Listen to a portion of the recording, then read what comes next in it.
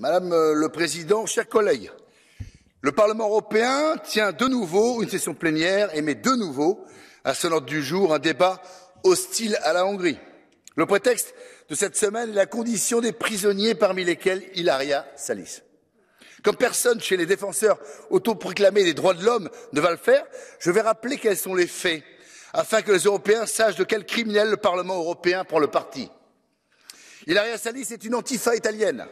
Motivée par une idéologie d'extrême gauche ultra-violente, elle s'est arrogé le droit d'entrer dans un pays étranger, la Hongrie, et d'y imposer aux Hongrois sa loi politique en attaquant des nationalistes hongrois par surprise, dans la rue ou chez eux à coups de marteau et à 8 contre 1.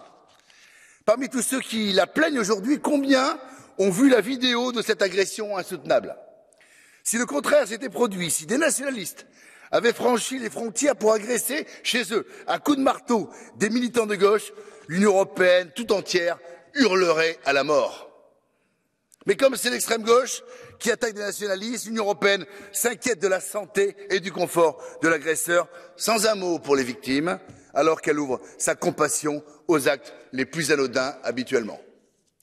C'est en réalité une complicité politique qui vous anime, et la preuve, c'est que depuis des années que l'Union européenne critique la Hongrie par des dizaines de rapports, c'est la toute première fois qu'il est question des conditions de vie dans les prisons hongroises qui n'avaient, avant l'emprisonnement de cette criminelle, jamais été évoquées.